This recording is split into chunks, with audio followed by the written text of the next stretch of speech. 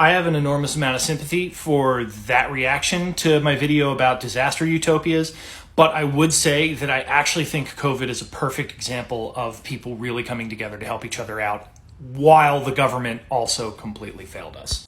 I worked at a library for the early part of the pandemic, and the thing that I saw working in kind of a public service situation like that was an enormous number of people who were coming together to try and figure out ways to make things work for each other.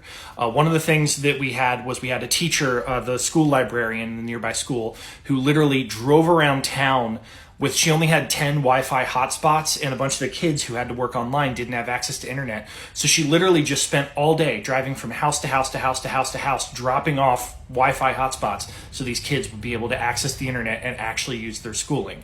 That obviously is a massive systemic failure that had to happen in the first place, but the way that the teacher behaved in that is insane. And I would say that teachers overall throughout the entire pandemic who have been underpaid with terrible benefits and who have been extremely stressed have done an amazing job taking care of our kids. They're also doing this with school shootings and all of the other insanely stressful stuff that they have to deal with on top of it. Crazy school boards and vaccine, nuttiness. It's insane the amount that teachers have done to try and protect kids and still educate them throughout this pandemic.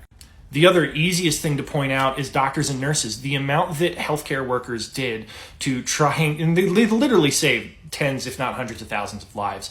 The amount of stuff that those people did working overtime and not knowing when it was going to come to an end and having to deal with a government that was not interested in quickly organizing a response or shutting down the economy to actually save lives. The amount that they did is bonkers.